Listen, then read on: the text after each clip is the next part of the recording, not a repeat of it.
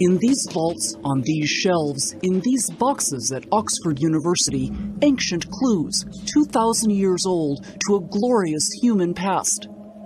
Wrapped in printed paper, fragments of ancient paper, pieces of the DNA of Western civilization. Here's one that contains a large page of Homer's Odyssey, still with quite a bit of mud and sand clinging to it. These are only a few of the faded fragments found buried near the outskirts of what was, at around the turn from BC into AD, a mid-sized capital city in Greek-ruled Egypt, the city of Oxyrhynchus, actually found buried in the Oxyrhynchus city dump in rubbish mounds. There can be more Homer, new pieces of Sophocles, Euripides, other authors who were being read in antiquity. You never really know what's going to come out of the box. Or whether what comes out of the box can be read. Abrasion, dirt, clay, silt, an awful lot can go wrong when something is buried underground for 2,000 years. Yet somehow, buried above the water tables and beneath the dry sands of Egypt for all those centuries, almost 500,000 of these papyri fragments survived, these pieces of ancient paper made from papyrus. Papyrus is a plant. It is a reed that grows almost exclusively along the banks of the Nile. You shave that stalk into thin strips, lay them parallel to each other, lay strips running perpendicular to them. You pound it or press it such that the cell walls break down, cellulose seeps out, creating a kind of gooey natural glue that binds the strips together, which can then be pressed, polished, and written on. The stuff is really quite durable, in a way more durable than the paper you're used to taking notes on today. The tons of this reedy paper found at Oxyrhynchus documented the daily life of an ancient city's markets and businesses and courts.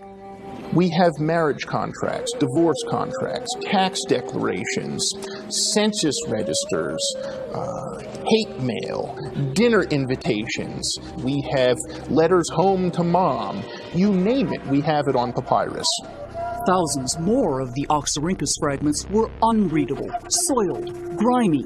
Because this is a rubbish dump, things get charred if burning waste was put on top of them, or stained. Or like this fragment, which looks at first like the work of, say, Jackson Pollock of Crete. The only readable word of Greek is just visible at the very bottom. You can read Christos. Yeah, there's Christos with the bar above it, so that's the abbreviation for Christos. You know it's a Christian text. But much of it is totally illegible. And papyrologists assume there are letters there. Papyrus was too expensive to throw away unused, and often had writing on both sides. But texts like this were a tantalizing, frustrating mystery. Really, you're never going to be able to publish a text like this. You can look at that under the microscope as much as you like, but it's just a complete mess. What papyrologists really needed was this, an equivalent to Superman's X-ray vision, a way to see through whatever was on the surface of papyri, ancient food stains, burn marks, mummy paint, see through to the writing underneath. Losses due to abrasion. As the ancient Greek scientist Archimedes is said to have said from his bath, Eureka. It's called multispectral imaging, a technology developed by NASA to see through clouds of gas in space. It was a significant step forward when a scholar at NASA's Jet Propulsion Laboratory decided to apply the technology to texts. Ancient texts written on papyri.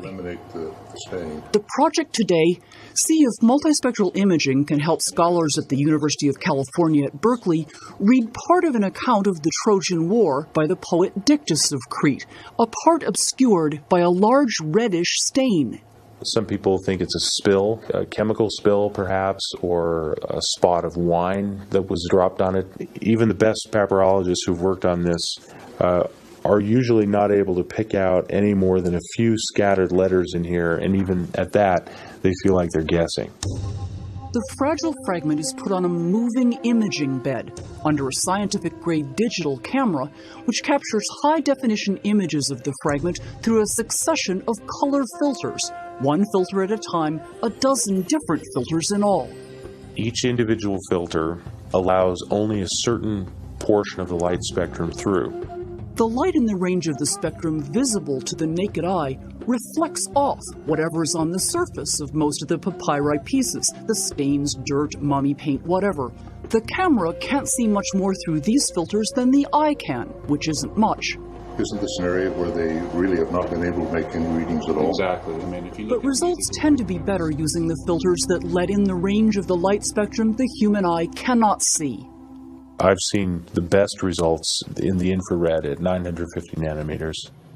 Light in the infrared part of the spectrum, invisible to the naked eye but not the camera, is more likely to pass through what's on the papyrus surface to the ink underneath. Surface stains and dirt fade away. The inked letters appear. Black magic. Ink, which is pretty much pure carbon, it's made out of soot mixed with glue, will absorb all of the infrared, and so it'll come out black. that's fantastic. Great, it really looks that there's no stain at all. Every time they see this 21st century technology work on 1st or 2nd century fragments, papyrologists are thrilled, or as thrilled as papyrologists get. None of us is really inclined to, give high fives and celebrate too much, but we were really pleased. They've been pleased with multispectral imaging at Oxford, too, home of the world's largest collection of ancient papyri, all those fragments excavated from the Oxyrhynchus city dump. They have as many as 500,000 fragments, but only about 1% have been read and published by the few scholars working on them. Uncounted thousands are illegible, in shreds, soiled. There are fragments there that we'd pretty much completely given up all hope of ever being able to read. Like that Jackson Pollocky fragment that had the word Christos on it. We put it under the multispectral imaging camera, and all of a sudden the background completely drops out, and wherever there was ink, you can read the ink as clear as the day it was written.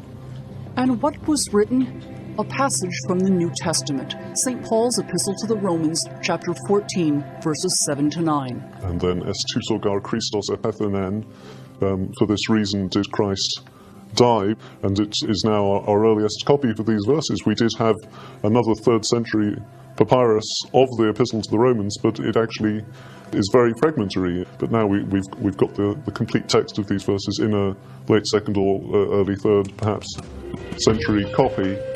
I don't know how long we have until the things sitting in shoe boxes in this or that university turn to dust, but we've got to get rolling. There are a great many, many thousands of papyri that are sitting in boxes in dark hallways waiting to be read.